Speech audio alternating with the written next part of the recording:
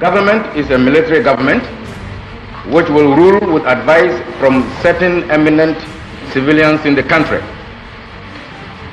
I would like to emphasize immediately that this coup was not initiated by the armed forces merely to satisfy our selfish ends.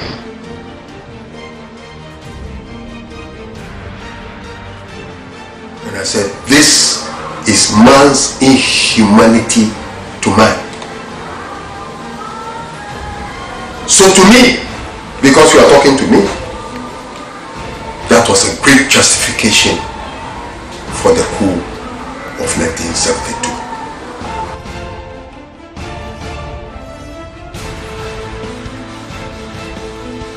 That was going to be his last meal. I would have prepared one of his favorite food, which is roasted mashed cocoyam with peanut or groundnut mixed with red palm oil.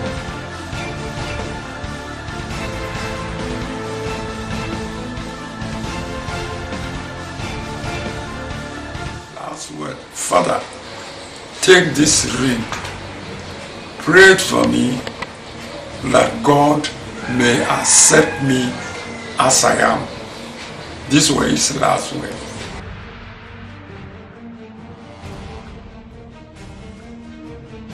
The military was his hidden passion, and I think we got it.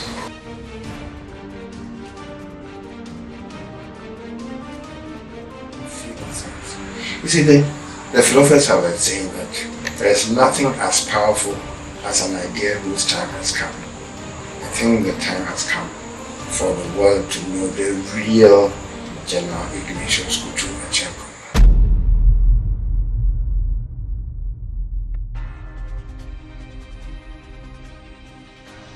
With him as the general, pressure was still mounting on Acheampong to return to a constitutional rule.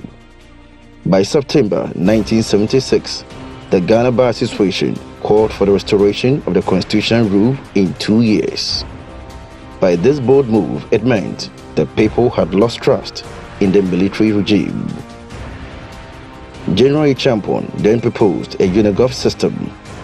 This proposal to block partisan politics ultimately led to its downfall 2 years later in 1978. This deadline, the Bar Association prophetically gave for its voluntary resignation. Within the next few years in Acheampong's government, there will be several plots and coup attempts against his government. Some of the accused included Clem Sue and his brother, Captain Joel Sue. If I was going to stage a coup in 75, before 75, I was in Netherlands. Okay. The defense advisor to the Hague came and met me. And he told me, Joel, don't go back to Ghana because they will arrest you. They think you want to stage a coup. And I said to him, my heart is clean. I'm not staging a coup. So I will go back. So I came back. I was followed. I knew all the BNI cars because they were following me all over. And I think they went and told Acheampong that I was plotting a coup. And Acheampong said he didn't believe it because I was a pillar. I mean, I and Bakustan, von Bakustan, who were the people who made him who he was at that time. And I'm not boasting, but I was one of the best regional managers in food distribution. And then Colonel Paul Nkegbe was the minister for Agric. So he got to know that Acheampong said, all right, if you say so, who wants to stage a coup, post him to Bolgatanga, then he can stage a coup in Bolgatanga. So they transferred me to Bolgatanga. So Paul Nkegbe, who didn't know the politics that was playing behind, was angry with Acheampong. Said, this is my best regional manager. Why are you sending me to Bolgatanga? So when I was arrested, Acheampong didn't know. So then too late. Others included renowned literary scholar Kofi Awono, Captains Kojo Tikata, Gustav Banini, and a few more for salvation. A man who never believed in the spilling of blood was now at the point of making a decision to either save his government from coup plotters or to allow nature to decide their fate. Being a spiritual man, he needed to be at peace with himself. He was spiritual in the sense that he was a Catholic. And he believed, in fact, I can say that he had asked me to start helping him to write his memoirs. We had some a few interviews, but with the events that overtook us, I lost the scripts.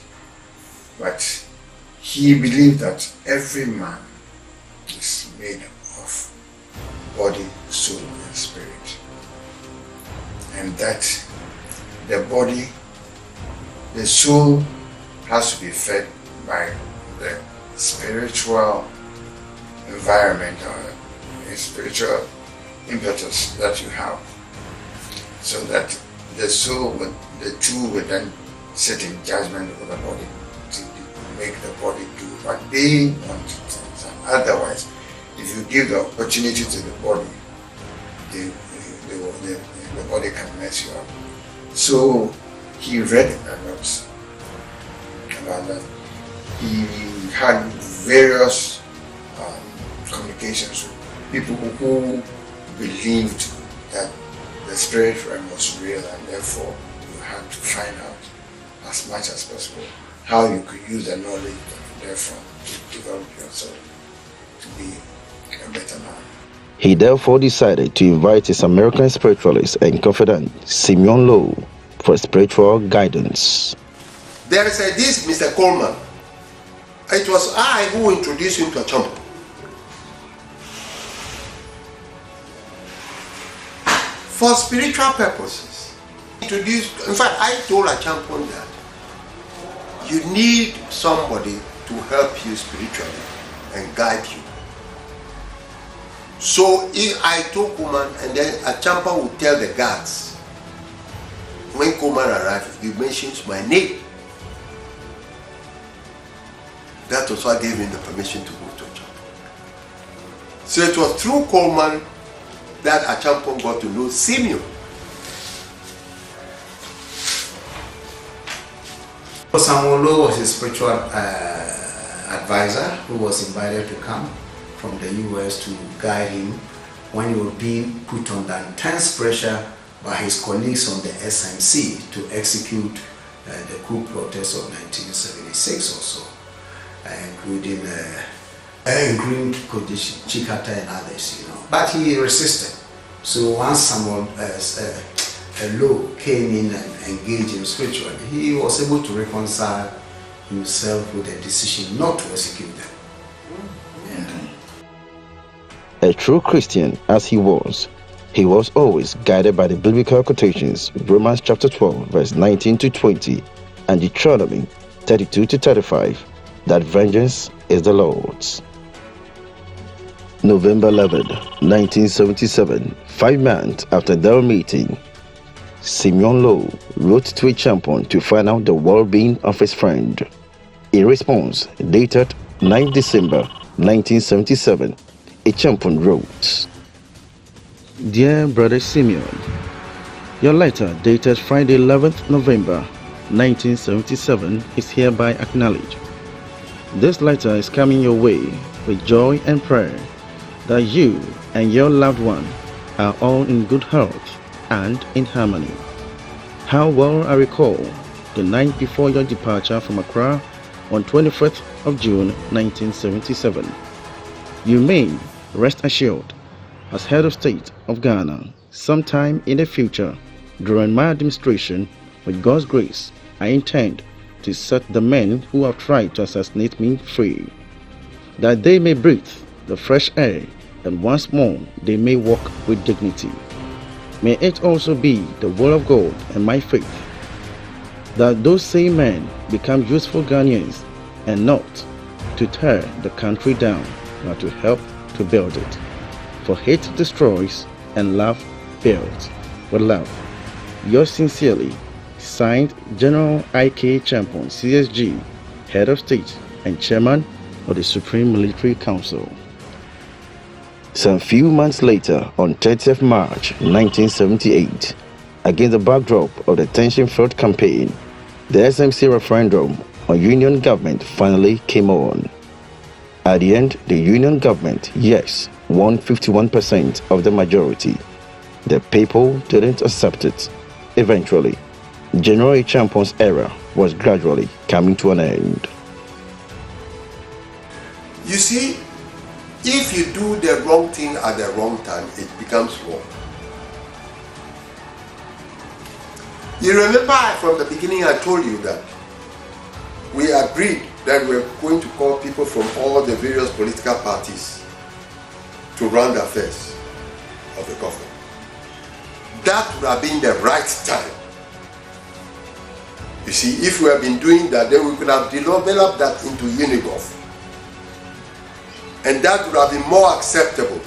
But Acheampong brought the Unigov at the time that his popularity was waning.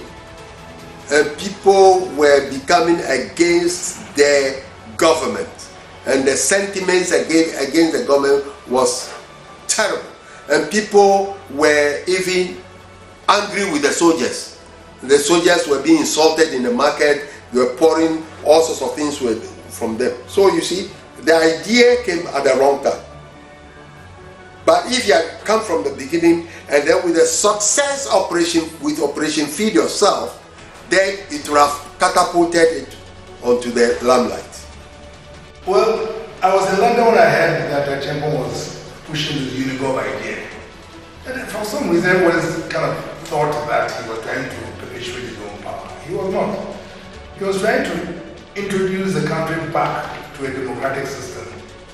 But the proper democratic system, the non-partisan democratic system. The Unigov government was really the original democratic system that was used by the UK. In England, there were no parties, no political parties at all in their democracy. It's the Americans who introduced political parties. And then everybody in the world then jumped on that bandwagon. But Acheampong wanted a non-partisan democratic government where and a non-partisan government, I think, could have been the best thing for us. The problem with us in Africa, our pretense that we're doing democracy and all that, is a joke because 70% of our people don't know what the hell this is all about. 70% of our people live in the villages.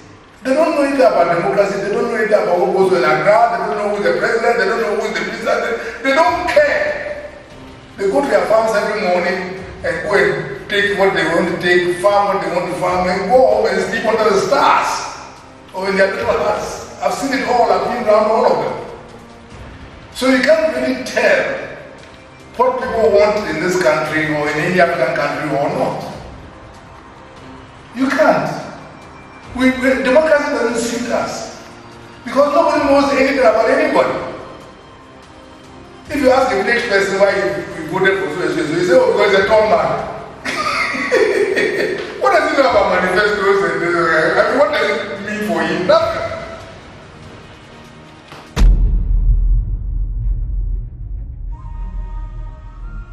July 5, 1978, 3 months after the referendum, his CDS and friend Frederick Akwofo and his colleagues sprung a surprise on General Acheampong, SMC chairman, who also doubled as Minister of Defense.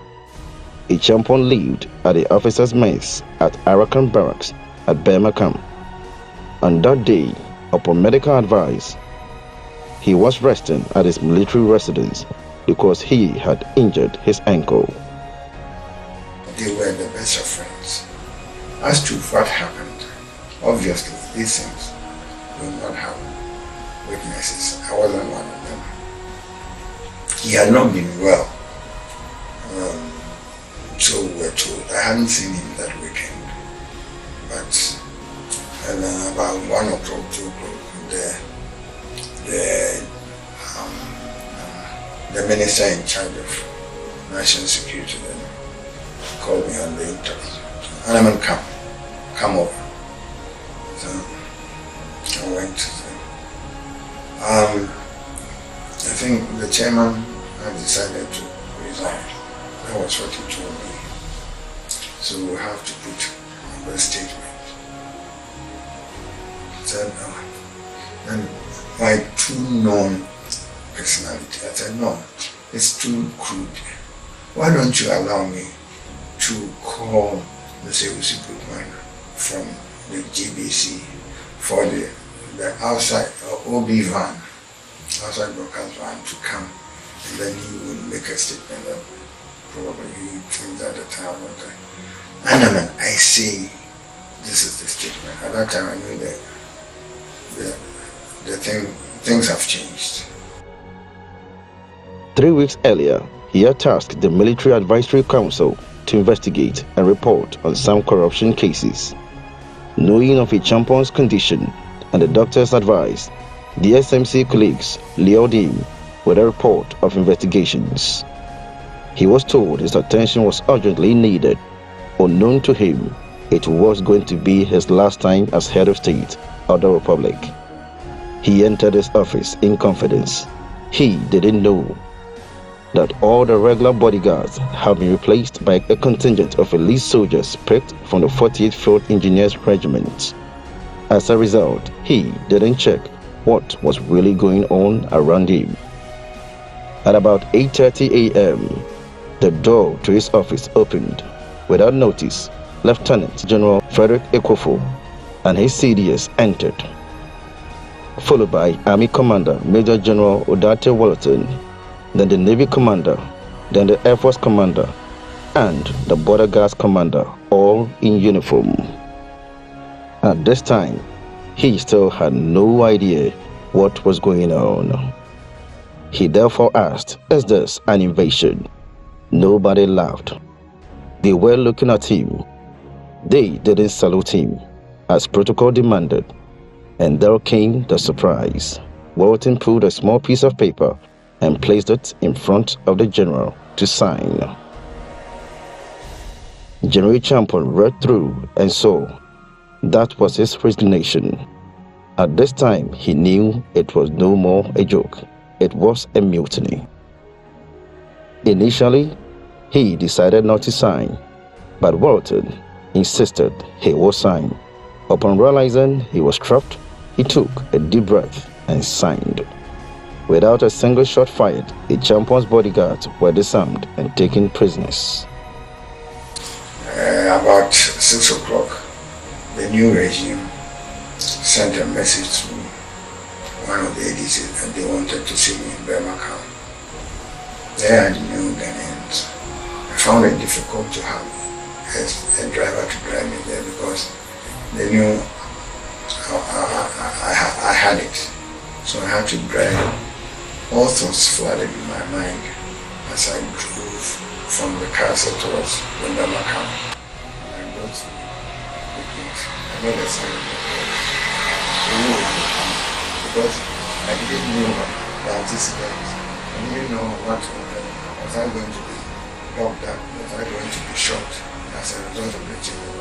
I went there, I sat down for a long time, which gave me the comfort that perhaps it was not that bad. If they wanted to do me in, they would give me the honor of breathing my last in there for such a long time. So finally I got in there and the whole set was in there. Anaman took this down for 6 o'clock. Meanwhile, it was about 5:45, 6 p.m. for broadcasting that the secretary has been changed. There is a new secretary with immediate effects. Put it out. We'll be here to listen to it. Just mixed feelings. I knew that I wasn't going to die. Then, how do I get this message to the broadcasting house before 6 o'clock? By God's grace, the message went through. Because they knew my voice, because they knew me and the press secretary who had not been changed, they took it as the press statement for the day and used it. That's my story. Acheampong was detained at the Acheampong. Later that day, Ghanaians were informed of the palace coup in a test radio announcement. After some few weeks at Acheampong, he was moved to Akosombo, where he stayed for a couple of months before finally being placed in safe custody at government guest house in Amajofe in the Volta region. Lieutenant General Fred Akofo becomes the new head of state of SMC2. He accused General Acheampong of many things, according to political historian Obeyaho Asamoah, as listed in the book Life and Times of Ignatius Kutu Acheampong. Some of the allegations included vesting executive power in himself, thus enabling him to ignore collective decisions, sharing favors on favorite military officers, appointing aides and others of doubtful competence, and many more. It is important to note that of all the many allegations against Acheampong, none of the charges pinpointed any particular corruption or misappropriation of funds, as it was popular allegations prior to his overthrow. After some 8 months of isolation at Amajofe, the SMC2 authorized visitations for Acheampong. First was his wife, Faustina, and 2 of his daughters, Elizabeth and Doris. While on detention, there was but one person he was concerned about, his dear father, who reportedly sobbed for days upon hearing of his son's arrest. General Acheampong, on 1st May 1979, was shattered when he received word that he had been stripped of all honors conferred on him during his reign as head of state. He was retired from the Ghana Armed Forces and barred from entering into any military installation or establishment. He was no longer to be referred to as general. The instructions was for Acheampong to be banished to his home village of Hwidim from Amajofe. General Akwesi Afrifa was among the early visitors Acheampong received during his house arrest at Hwidim. This was the only house of Acheampong at his village, Hwidim. June 4, 1979. Against the backdrop of an ongoing trial of Jerry Rawlings, his friends from the Free Africa Movement led a successful coup to overthrow General Akofo and his SMC2 government. Rawlings was indeed rescued from custody to lead the Armed Forces Revolutionary Council, AFRC, which was formed to run the country. Akofo inherited a bad situation.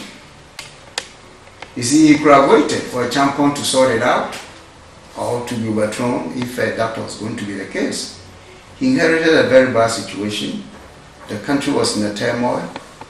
And when he inherited, he was not quick to find a solution by, of course, he came up with the idea of organizing elections for things to happen.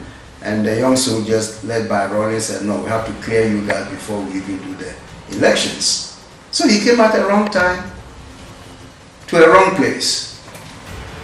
So in the end, himself and the former friend he betrayed and all the colleagues in that regime, unfortunately, had to pay with their lives.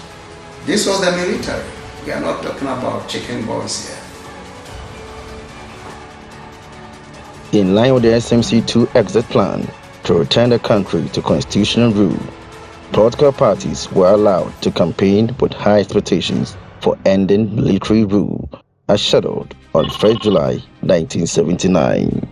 It was therefore difficult to disregard the popular wish of the people. However, the Rawlings regime persuaded the political parties and their leaders to agree to a 3-month delay for what they called house cleaning exercise, an event that would lead to the execution of some generals, including General Acheampong. For the AFRC, this exercise needed to be carried out before they hand over to a civilian rule. The AFRC ordered for the arrest of 3 former heads of state, General Akwesi Afrifa, General Ignatius Kutu Acheampong, and General Frederick Akofo. Meanwhile, assets of 53 individuals, including retired military officers and prominent businessmen, were ordered frozen, and military courts were set to try alleged crimes against the states. Yes, I met Acheampong when I was at the Air Force Base guard room. They had just brought him in, I don't know where from, but they were taking him to the office of the commanding officer, who was then no captain, no guy. So I dashed out of the guard room and called him, Yakoboski, how are you? He saw me, he was excited. And he said, what are you doing here? When did you come back? I said, I've been back for some time. He said, you see what has happened? You see, all he said is, you see the foolish thing that Akufo had done? Now we're all going to be killed. That is what he said. And then he moved away.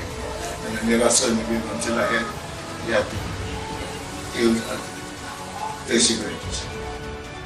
A platoon of soldiers was sent to Hidib to bring General Acheampong to Accra.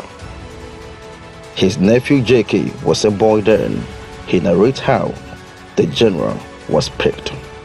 4:35 and amuka miensa ane practical baako eba na Madam Fosti one general one bedroom osoro to omotoa no esoro no omko mu nti madam kra na okokro no so oni omonko na omonya nhwe nanka papa de nanka obeye na kakra nti madam na okokro no no omne no nti yana satam na na papa ni nua oni okuma ba ko friend dapa no wa ha Madam Fosti Mrs. Acheampong ha na ne cousin ba ko na friend Ajabili the friend Kofi Atabili no nso wa na ye nyina enanti ko ja no kwan wo ase nti yadinu etra netra gate into ne bag me kra na ekutame I dey could you am no ase na ya amache amuka no ba ko e paki akira ba ko paki a ko fitra ase pedre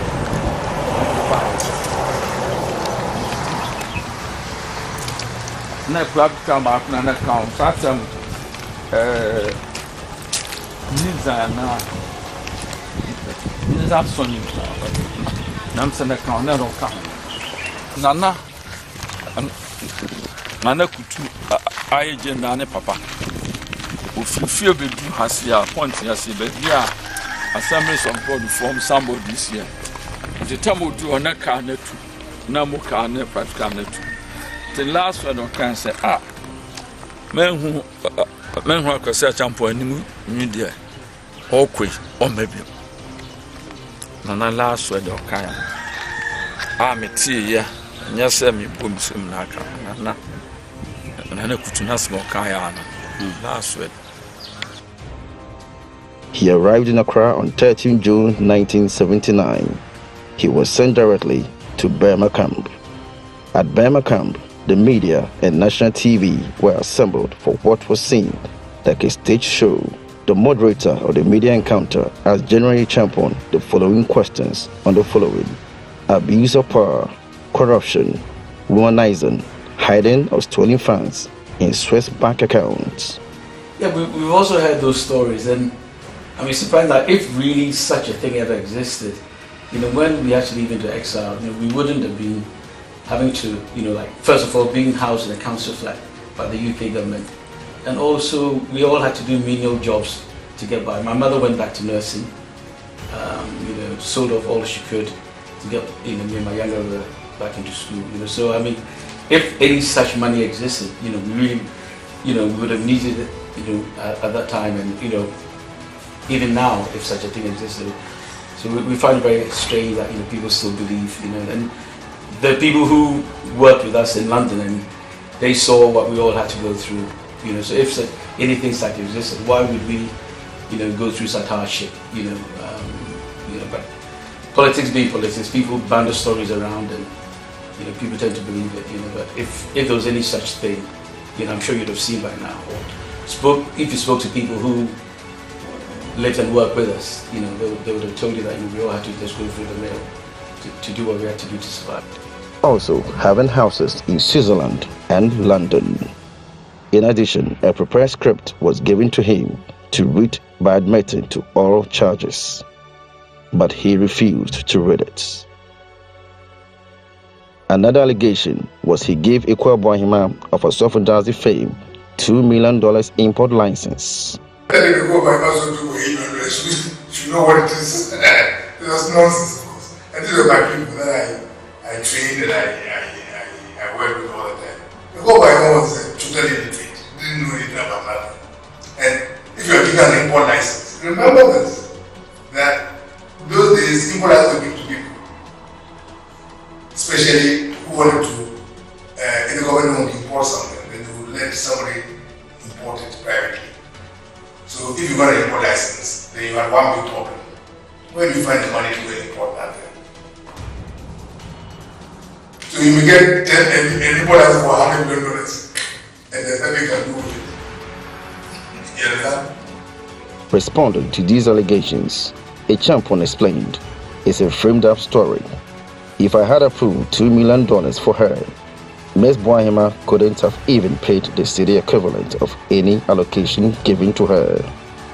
Perhaps the accusation that was most interesting of all was womanizing. In response, he said, "It is not true that I bought golf cars for my numerous girlfriends. I do not deny that I had girlfriends. All of us have girlfriends, even you. Which of you flirt with only your wives? We all do it.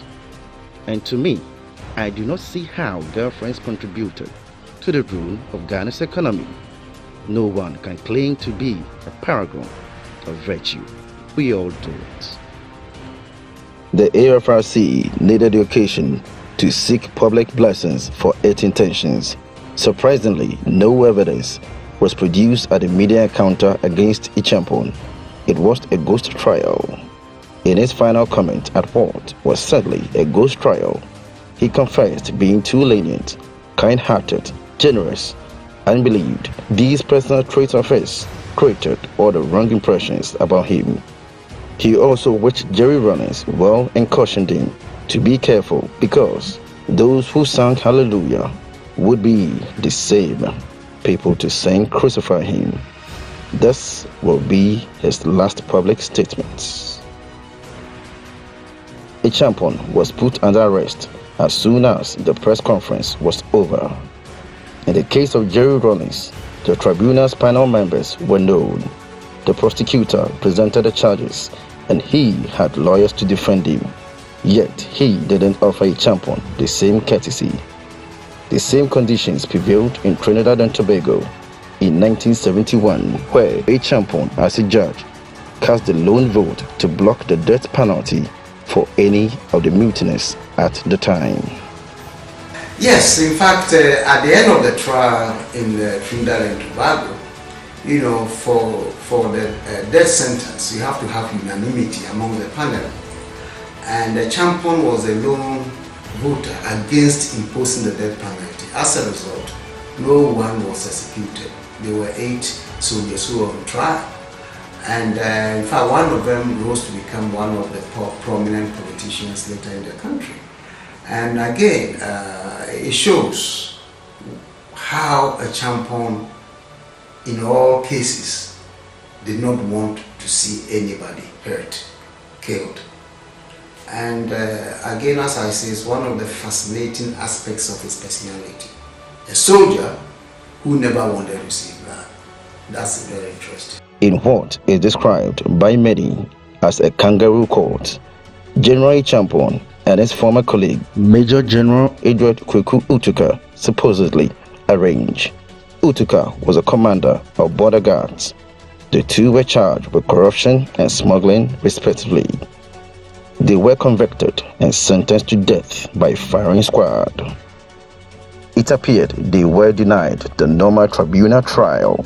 No defense lawyers, judges, and prosecutors were hooded. This was purely another ghost trial. At this point, he knew his time on earth was very limited. But not until he tasted his last meal, and so his dear daughter, Elizabeth Ama Afra Acheampong, made him his last meal. The last time I saw him was June 15th, 1979. And the last word he said to me was to pray for him. And also, he's helped a lot of people, and he's not a bad person. Had I known that was going to be his last meal, I would have prepared one of his favorite food, which is roasted mashed cocoyam with peanut or groundnut mixed with red palm oil.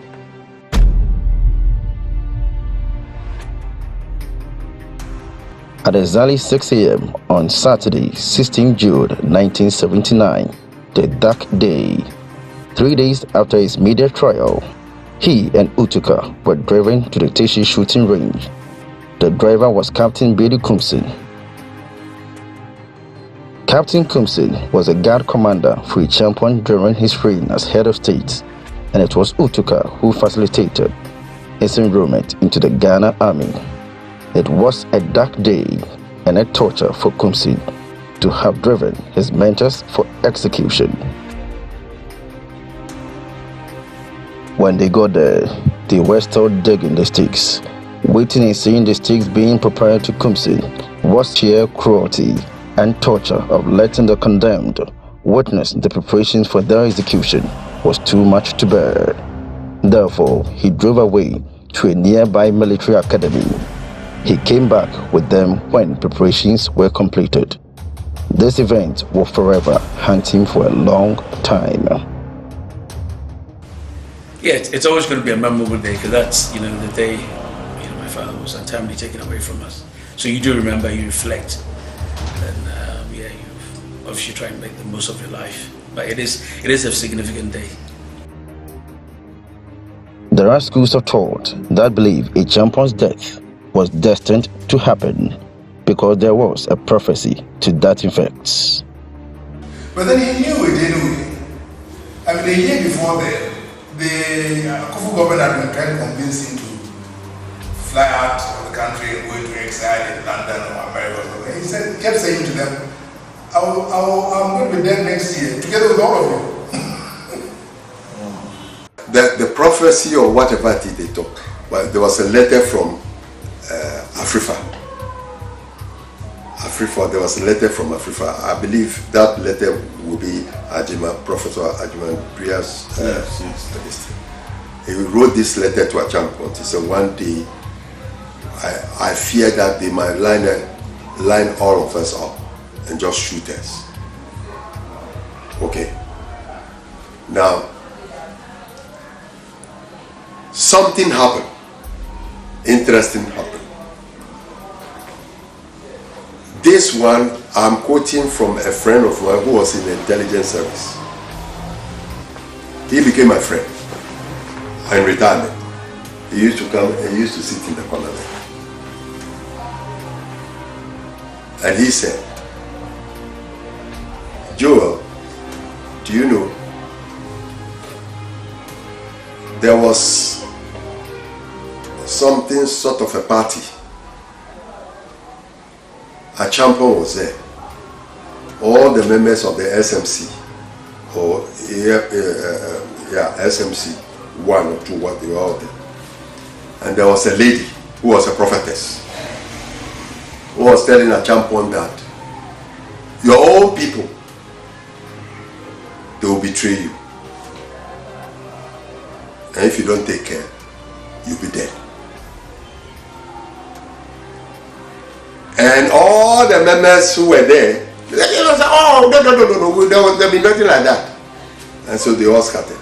And the lady told Acheampong, on this particular date, don't go to work. Acheampong forgot.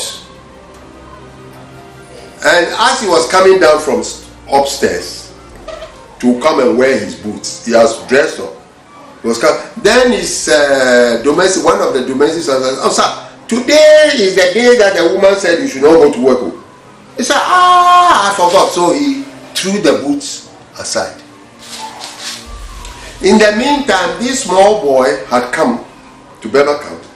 And he was shouting, I want to shout. And this is why Acheampong is not there. Only the wife is there. All right.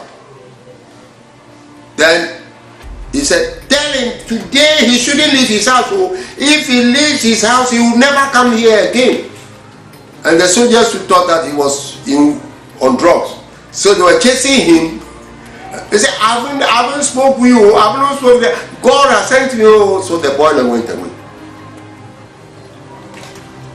As Acheampong threw his boots away, there was a phone call. I won't mention the name. They said, officer. Just say that I'm so sick. He took the boots and wore the boots. And when he went there, the inevitable happened. And he never came to his house. So if there was a prophecy, yes, there was a prophecy. If it was a fulfillment of the prophet, yes, the prophecy was fulfilled.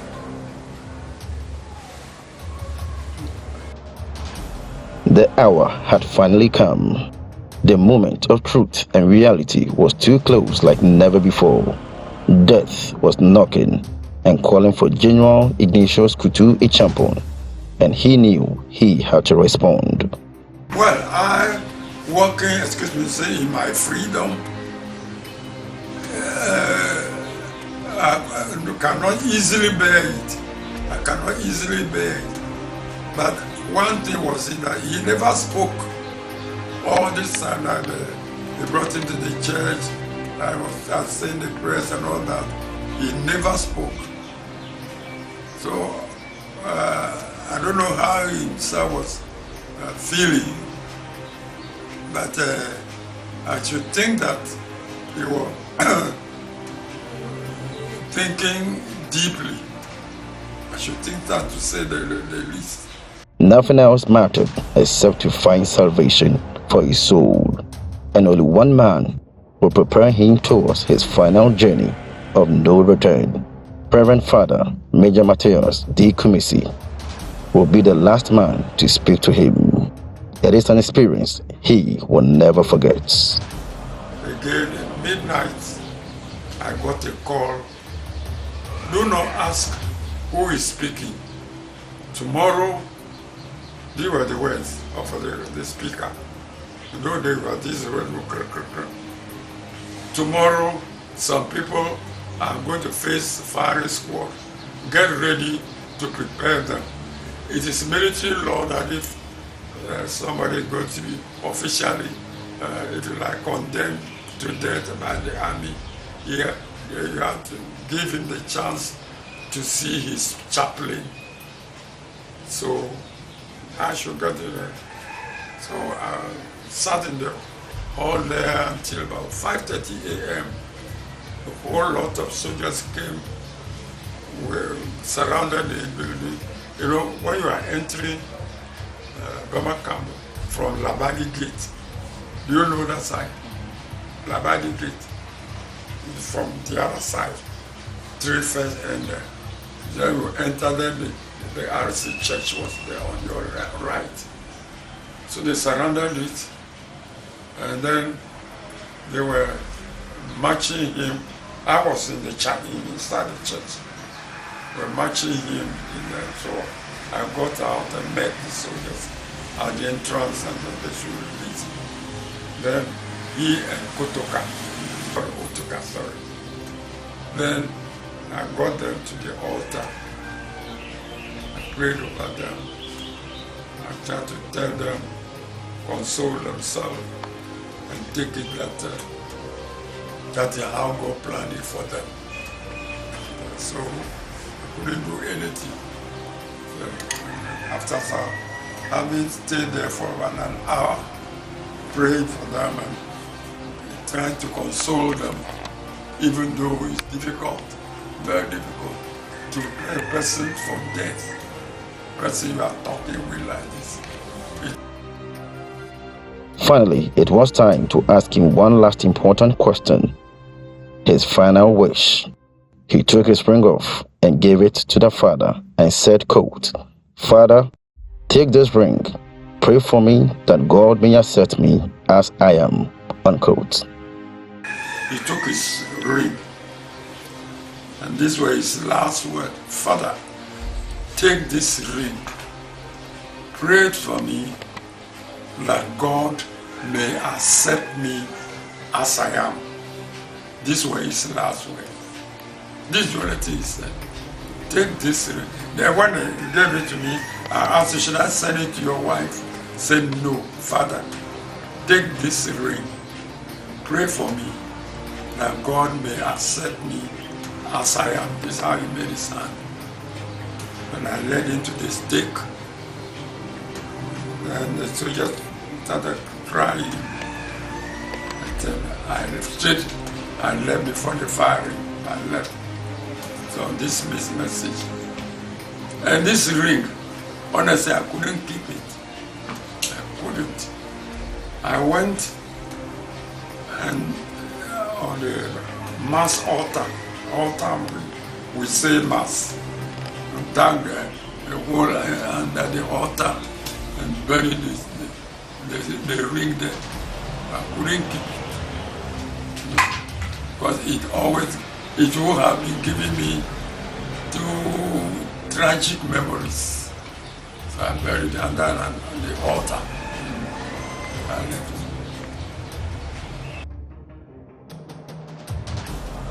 With these last words, the father left and Acheampong stood straight against the sticks, as if he was saying, I am ready. The next thing was the voice of the people chanting, let the blood flow, let the blood flow. Momentarily, an order was given and the bullet was rained on him and Utica. I think it was on a Saturday. I was in Form 1 in Achimota, and we had inspection on that day. Normally with inspection, we had to scrub and clean, and I think I was so busy I even missed going for breakfast, trying to get my scrubbing and all that done. And I think when they all returned back from that, it was all sort of people were huddling up in groups, talking to each other, and all that stuff. And also I noticed that my seniors, two particular ones, I remember them, Kelly Gajapo and Christian, they're extremely nice to me, wanted to make sure if I'd eaten and everything was okay. Then it wasn't soon after that my mother's bodyguard, Anachu, drove to the school and picked me up and took me to my auntie's house in Blink Bay. And I think lots of family members had all gathered there. And I think they got me and my younger brother Isaac, and we all gathered around us. They poured some schnapps or drinks and sort of gave it to Isaac and I to drink. And they said, like, from now onwards, if your father calls, you don't go because he's a ghost, and he's dead. And apparently the story goes that he may want to come back again, or people can, because he died an untimely death, spirits could be wandering and all that, So I think this was their way of saying, he's actually dead, and don't go if you see anything similar trying to call you. That's all. So I think that's how they broke the news to Isaac and I. I was in Labone in my house at Accra. One of my friends called me around about 6 o'clock to break the news to me. And about 30 minutes later, about 6:30, one of the media men that I used to know also called me to break the news to me. He was at the execution site. Well, that happened. That was the first killing that took place on that in I was very, very sad. I didn't think they were going to kill. I didn't think they were going to carry out any killings. I thought probably they would subject them to a lot of questions to find out what went wrong. And this to me only shows that the Jerry's government lost control of themselves and things went out of hand. There was no need to have killed those people. Where there was a cynical.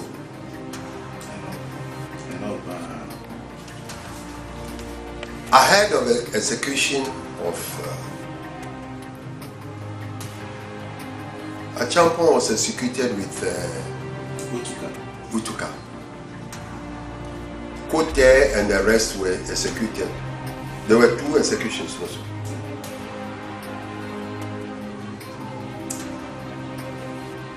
Perhaps I would have died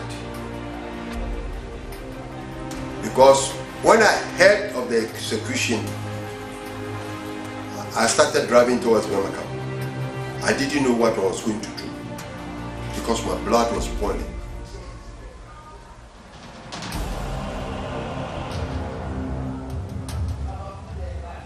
Then I met Wachijan at the survey department junction, Lands Department traffic light. I knew him, so I stopped. I stopped him. If I remember very well, the words I used are, what is all this nonsense about executing people? Don't you know that tomorrow they will call you a murderer? And he was shocked into existence. He said, oh sir, but this is the list. We are going to announce more executions. And I think he entered the vehicle, turned around, went back. That was the end of the executions. Well, when Africa was brought into the prison cell, they brought him straight to my floor. In fact, he came into my room at Sawam, and he said to me, Senior, this thing that has happened, you noted, we shall all be killed the way they killed Utuka and Acheampong. So he noted.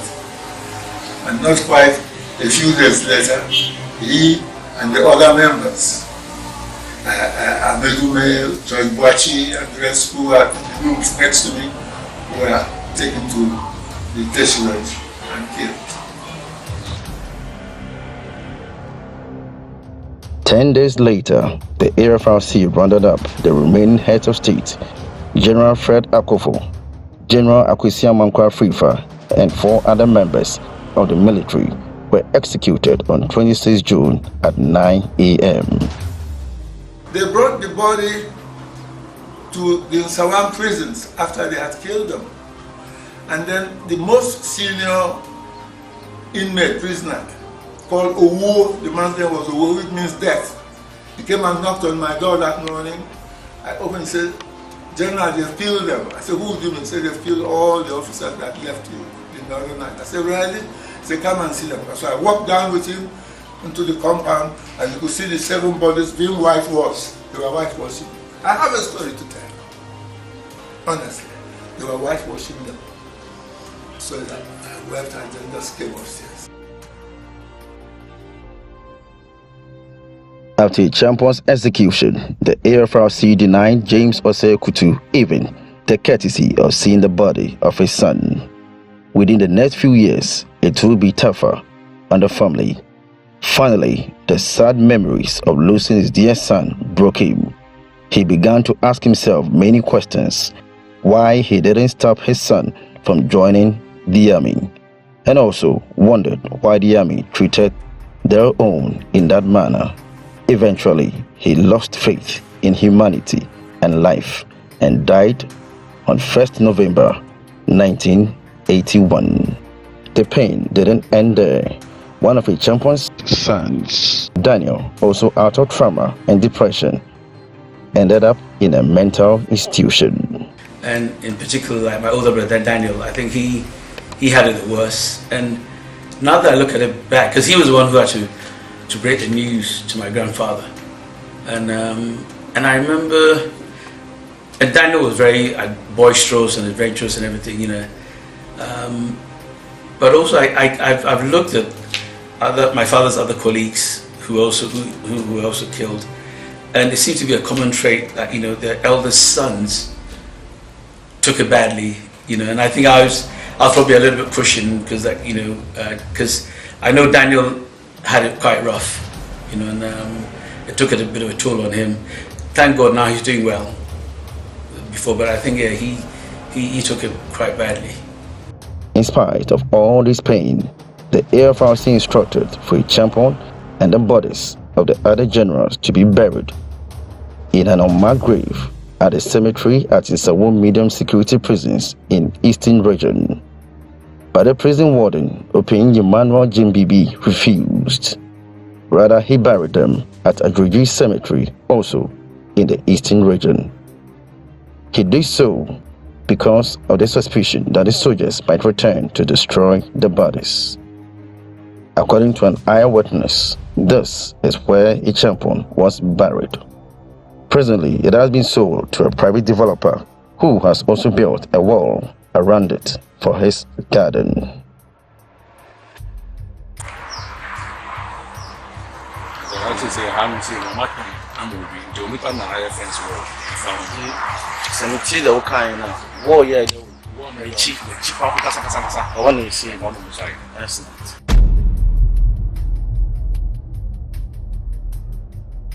Finally, after 20 years of waiting, the Rawlings regime and its National Democratic Congress lost elections to the NPP under the leadership of President John Acheampong.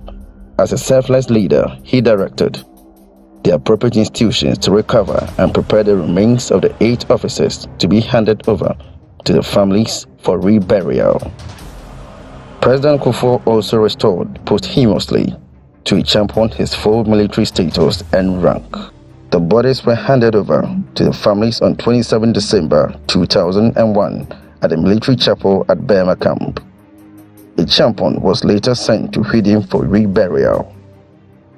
He was buried close to his father at his residence at Hwidim. In life, they were separated, but in death, they have reunited. What would a son say to his father, and what would a father say to his son? I don't know what happens in the afterlife, but from what I can tell, I know that the deep, deep affection they had for each other, and I can't imagine anything other than joy. I think they'll both be proud of each other. That I can tell for sure. Well, what will Daddy, for instance, say to the old boy when he sees him? How will he go about it? I wouldn't know, but I know there'll probably be a joke to break the ice, because they both had a wicked sense of humor, and I'm sure it would probably be a joke first, and admiration, and whatever, transgressions would have all been forgiven on both sides. After 40 years of waiting, it was time for the families of these officers to bring closure to the many long years of trauma. And so, with the approval of Ghana Armed Forces, a public memorial and Thanksgiving service was held at the St. Catherine Catholic Church at Burma Camp on 26 June 2019. The event attracted thousands of people, including Chief Justice, Chief of Staff at the Presidency, and Speaker of Ghana's Parliament. Also present was Lieutenant General Obed Aqua, Chief of Defense Staff of Ghana Armed Forces, and its entire senior commanders. The 1979 incident was formally acknowledged by the Ghana Armed Forces as an aberration, and respect was finally accorded General Ignatius Kutu Acheampong and others. A man who never spilled blood, he gave it all, kind at heart, humble by nature, was finally recognized. Even in his pain, he still thought of his loved ones. With all that being said and done, if truly there is life after death, then the souls of General Ignatius Kutu Acheampong and his colleagues are at peace at last. No, I have not overcome the pain. It's gotten easier, but I will never forget this pain. I think you deal with closure progressively. You deal with it all the time. It's never going to go away, but you just learn how to handle it and make the most, what situations you have, and importantly, try and do things that would be a credit to my father, and you just manage, as you go along, and yes, you'll never get complete closure, but you just manage things as you go along. In his book, General Acheampong, Life and Times of Ghana's Head of State, Professor Bafwa Jumindua stated, quote, equally important, the leadership of Acheampong, as well as other military rulers, including Rawlings, helped the ultimate resolve Ghanaians to rewrite their political narratives and beat to a condition of undefined and unregulated political leadership.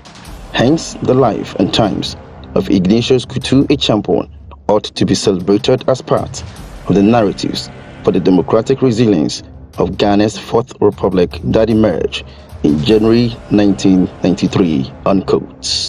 I'm a real thoroughbred democracy believer, even though today I have some reservations about the way we have adopted democracy. I think we didn't do a good job by indigenizing democracy. But nonetheless, I'll never support a coup. What I say in the conclusion to the book is simple.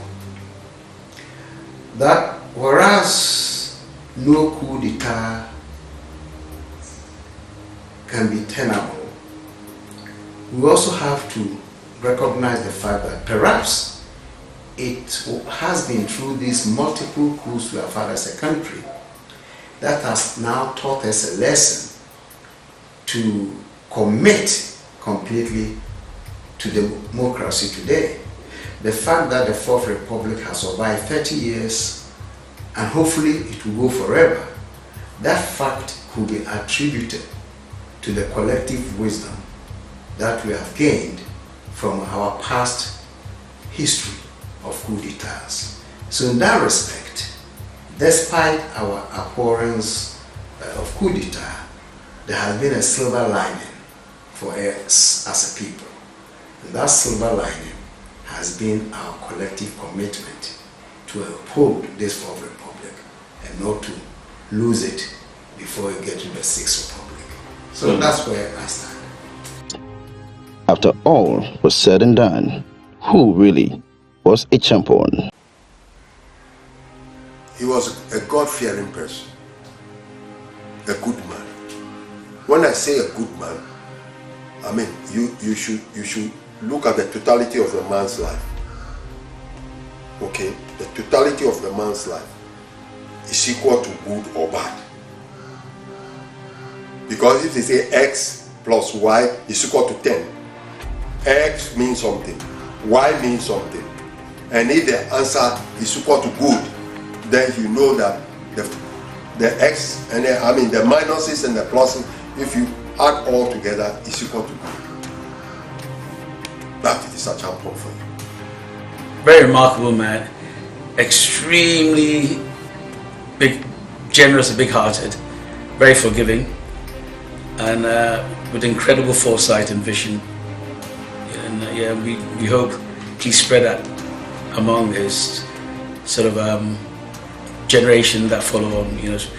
We may all have picked different bits of it, spread across the rest of the family. There's a lot of controversy, I know, and obviously I'm not going to know the truth, I wasn't around, but the fact that he tried to move things forward at the time when things were rough, and just the overall goal of his was to improve his country, his nation. I think that doesn't need to be forgotten. And I just think there's some programs, from what I understand, that are still, there's the impact of them, the positive impact of what he started is still being felt today.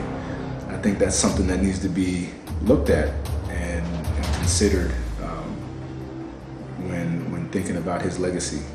A great man, probably the second best president of this country after Kwame Nkrumah. I would say that before we did number 3. I think in the final analysis, Acheampong comes across as a Ghanaian who loved his country, who genuinely wanted to change his country for the better, and who was committed through the kinds of visions he had to make Ghana a better place. Because if you look at his industrialization policies, the indigenizing the local economy, if you look at how he was able to stand up against the IMF and the other international monetary institutions, the fact that he was the only government, or his was the only government that never borrowed a penny from anywhere, from Nkrumah till today, he is the only leader who never borrowed. The fact that he put the weight of the state behind indigenous entrepreneurs, hoping that they will become the centers of development in their various industries for the nation. If you look at all these kind of initiatives, not to mention Operation Feed Yourself and the other things that he did, then you cannot help but admire this person in terms of his vision for the country. But of course, in every situation, you are bound to have some contradictions. Okay? The fact is that human beings by our very nature, we love freedom. Anyway, we love freedom. So any political system that seeks to suppress that freedom is going to have a reaction. And that reaction, historically proven, is it could be explosive. And that's what happened. So despite the goodness that I see in him, the political system that he supervised was anti-human in that respect. In terms of having a government that did not have the participation of the people, a government where people didn't have a choice of who ruled them. In other words, a government that was undemocratic naturally will suffer the consequences that his government suffered. And that again is history. So it depends on how you see him. And I see him in these two ways. One, a legitimate leader who really wanted to see good things in his country, but who at the same time was fighting against the tide of history. Children of trouble will give their final message.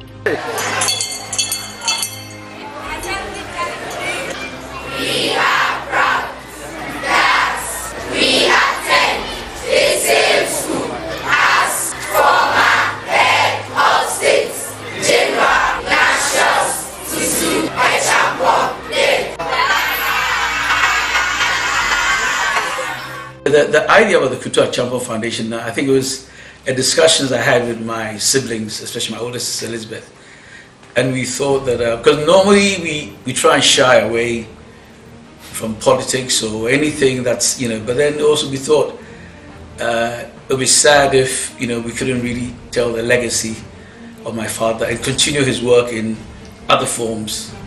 So I think we discussed and we thought the foundation would be a good idea. And the idea about the foundation was the proceeds from the book that was launched will go into the setting up of the foundation, and basically we will do projects and charitable causes that he would have liked and supported.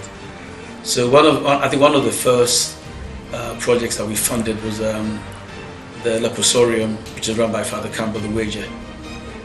So we did a couple of donations from the book sales, so that And interesting also, the link with Father Campbell was quite strong because he's been very supportive of us. When we did the 35th anniversary of the senior officers that were killed, it was him who administered the service for us, and he's been very supportive of us. And interestingly, when my father was first overthrown in '78 and taken to his first detention center in Acheampong, Father Campbell was one of the first people to visit him and pray with him. So the leprosarium idea of supporting Father Campbell actually was something that my father would have approved.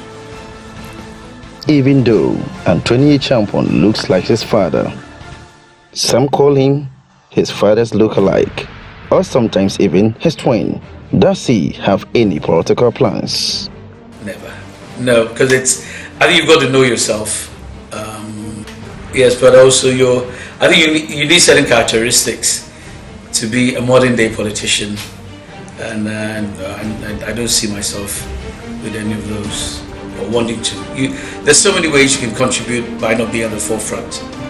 You can be in the background and still help your country in many ways.